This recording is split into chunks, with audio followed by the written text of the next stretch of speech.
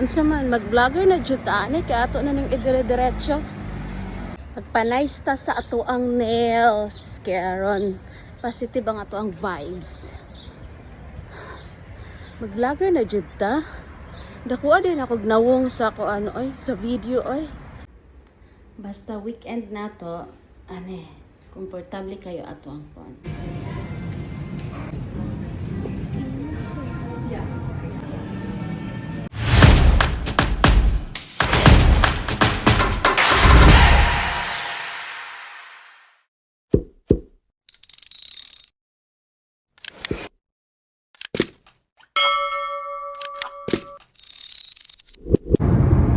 For today's video guys, mga tumiog satwa, welcome to Dubai.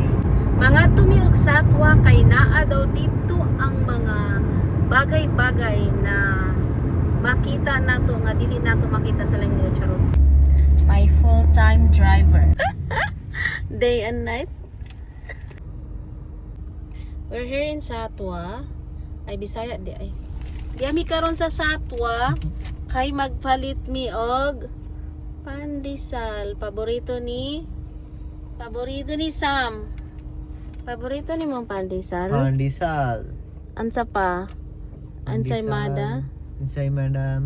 Ensaymada. And cheese bun. Cheese traffic plus init. Welcome to Dubai. Oh, there's a choking. You want to go Gutom there? na dong. Yeah, where we can? Maoni siya ang Satwa na ay Pinoy Mart. Karon pa ko kakita aning Pinoy Mart. Tagsara magpugkumuan higog Satwa. Oh, naay Manila building. Ang Satwa kay mura man di ni siya og kuan na Manila na. Pos murag naa pa ni Manila Manila Mall. Ta mi sa kuan sa panadero kay magpalita og kuan. Magpalita og tinapay, lami ikaon og pandi coco. Wala man. Be. Ay, Jollibee. Oh, gotcha panadero. Dong, I want Jollibee. Sandali lang. Jollibee. Sandali. Walang parking. Walang parking. Wala bitaw. Mo ni siya ang Satwa, guys, oh. Naglaag-laag mo diri sa Satwa. Mo ni siya. I love Manila. Ganihara ko nangita sa Manila Mall, Manila Shopping Center. Mura din ni siya. Maniod to sa takay gutom na. Daing na bangos kay Simon Chandelic pwede all seafoods. So dili ta makapag bottle pie. Kada po sa ilahang bangos o magkinamot ta kaon. Kalamin sa ilahang bangos.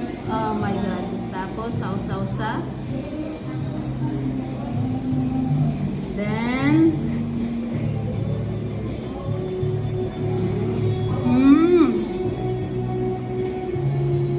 sarap. Lamig kayo. Nga na sila yung okra. Makitamod mo. Pakita lang okra dong. Yan na po sila yung bagoong. Tama yung okra.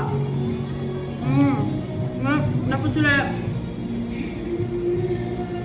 pritong talong. Kalamig sa talong.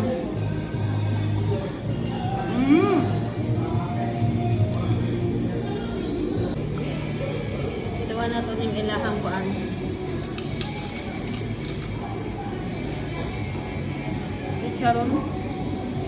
Itcharong bulaklak. Nigawas nami sa Satwa kay manguli na ta. That's all for today's video, guys.